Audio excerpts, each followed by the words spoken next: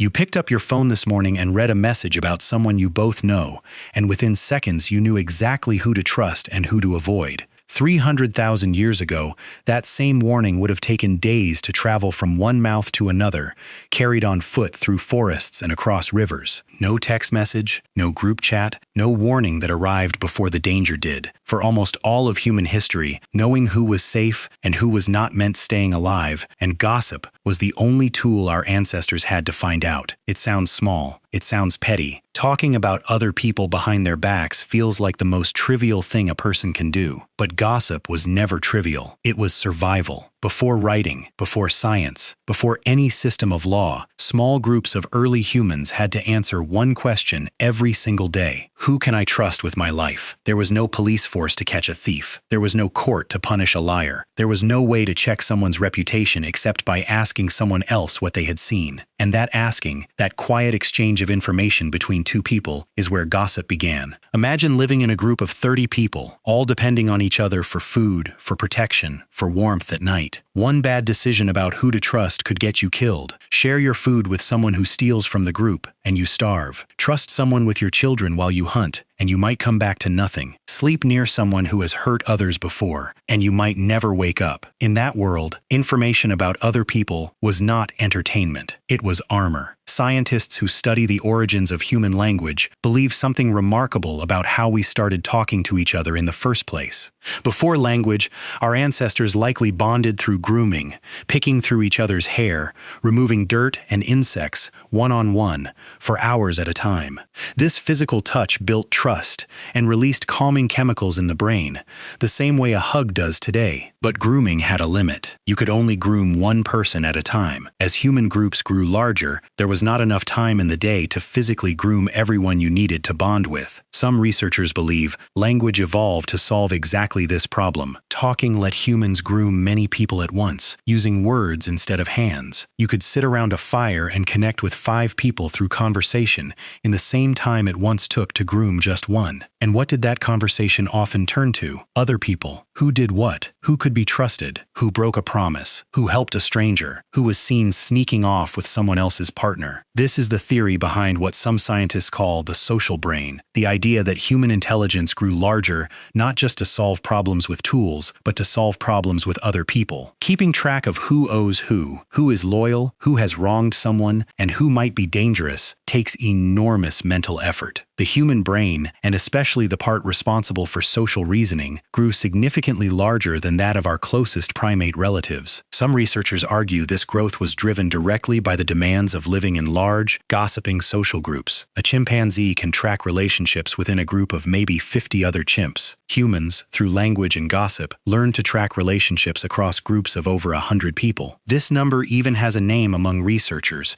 called Dunbar's number, suggesting the average human can maintain around 150 stable social relationships at once. That number is only possible because of the efficiency of gossip. Without the ability to talk about people who are not present, no human could keep track of that many relationships at all. Think about what that actually means. Every time your ancestors sat around a fire and talked about someone else, they were doing something no other animal on Earth could do at that scale. They were building a shared map of trust across dozens, sometimes hundreds, of people they could never all personally observe at once. You cannot watch everyone in your tribe every hour of every day. You cannot personally witness every act of kindness or every betrayal. But if someone else witnesses it and tells you, you now know it too. Gossip let information about behavior spread far beyond the eyes that first saw it. This meant a person could build a strong reputation even with people they had never personally met. And it meant a person could destroy their own reputation the same way, through the words of someone else. Cheaters could no longer hide easily. If a man stole meat from another hunter's kill, word would travel. If a woman refused to share water during a drought, word would travel. If someone abandoned an injured group member on a hunt, that story would follow them for the rest of their life. This created something incredibly powerful for early human survival, a system of accountability with no police, no laws, and no written rules. Just word of mouth.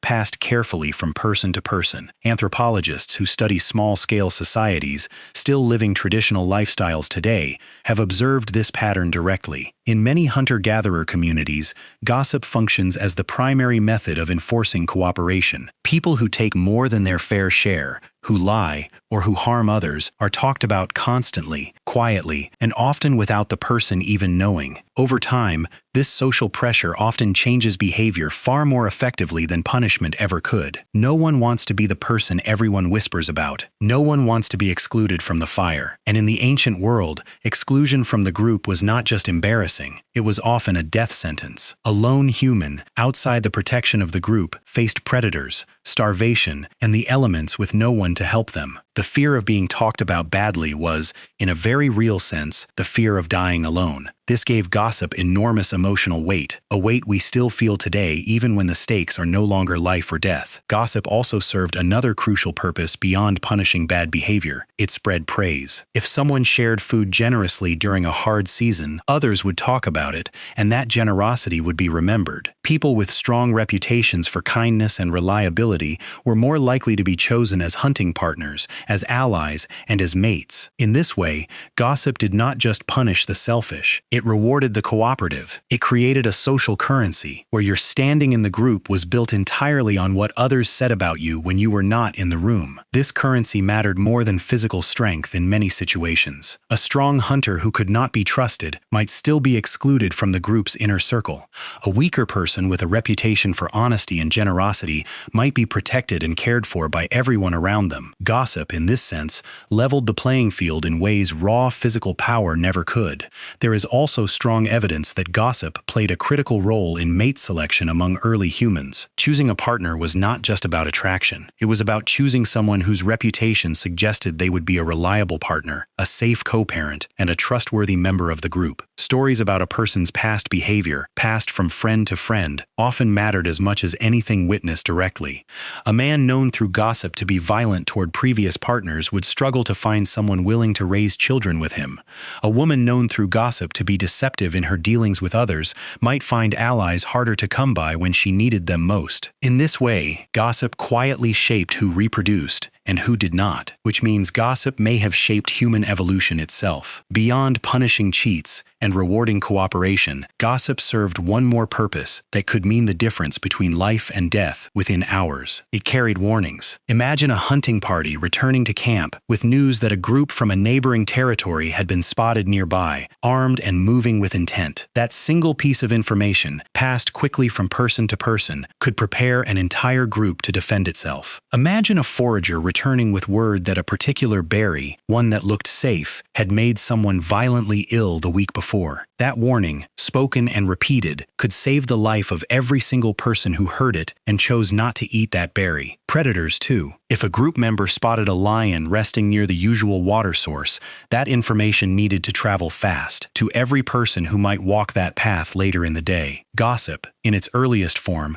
was often nothing more than urgent, life-saving information about the world, wrapped in the ordinary rhythm of daily conversation. Who saw what? Who went where? What happened while you were away? These were not idle questions. They were survival checks, disguised as casual talk. Every conversation at the fire was, in a very real sense, a small intelligence briefing, gathering everything the group needed to know to make it through another day. The people who paid attention to this information survived more often than the people who ignored it. Over countless generations, this meant something significant for human evolution. Individuals who were skilled at gathering, remembering, and sharing social information were more likely to be trusted, protected, and included. Individuals who ignored social information, who failed to notice who could be trusted and who could not, were more likely to make fatal mistakes. Slowly, across hundreds of thousands of years, this pressure may have shaped the human brain toward exactly the kind of social intelligence we still rely on today. The same instinct that makes you want to know what happened at a family gathering you missed is the same instinct that once helped your ancestors know whether it was safe to sleep near the eastern edge of camp. The same curiosity that pulls your attention toward a whispered conversation across a room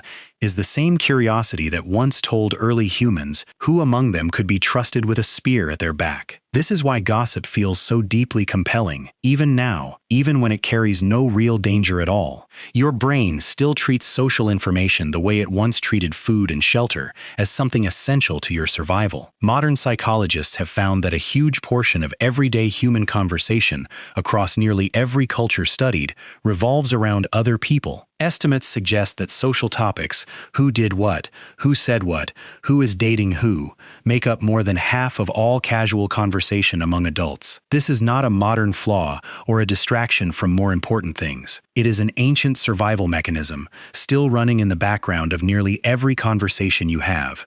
Even children display this instinct early, long before they understand complex language. Toddlers begin tattling on their peers almost as soon as they can speak in full sentences, reporting who broke a rule, who hit someone, who took something that was not theirs. This is not a personality flaw either. It is one of the earliest expressions of the same social monitoring system that helped our ancestors survive. Archaeological evidence supports this picture in quiet but powerful ways. Early human settlements show clear signs of communal living, shared fires, and closely packed sleeping areas, all of which suggest tightly bonded social groups that depended heavily on constant communication. Burial sites from tens of thousands of years ago show evidence of care for the sick, the elderly, and the injured, individuals who would have relied entirely on their reputation and social bonds to be looked after by others. Without gossip reinforcing generosity and cooperation, this kind of care may never have become common at all. Some researchers even argue that gossip was one of the driving forces behind the development of complex language itself. Basic warning calls, similar to those used by many animals, can signal danger. But only complex language can explain who did something, why they did it, and what it means for the group going forward. A monkey can scream to warn of a snake. Only a human can explain that a specific person lied about where the snake was seen and why that matters for tomorrow's hunt. This complexity, this ability to talk about people who are not present, to describe intentions, motives, and history, may be one of the true foundations of human language as we know it. In other words, gossip may not simply be something language allowed us to do. Gossip may be one of the very reasons language evolved to become so complex in the first place. It is a strange thought, something so often dismissed as shallow, something so often criticized as unkind or unnecessary, may be one of the oldest and most important survival tools our species ever developed. The urge to talk about other people did not begin as cruelty. It began as necessity. It began around fires, in small groups of humans trying to answer one simple life or death question over and over again. Who can I trust? Every whispered warning about a dangerous stranger, every quiet story about someone's kindness during a hard winter, every piece of news about who could be relied upon and who could not, all of it wove together into something larger than any single conversation, a living, breathing record of trust that kept small groups of humans alive in a world with no other safety net. And in a quiet way, that record never stopped being written. Every message you send about someone else, every story you share about who did what, every conversation about a person who is not in the room is a direct descendant of that ancient survival system. The tools have changed completely. The instinct underneath them has not changed at all.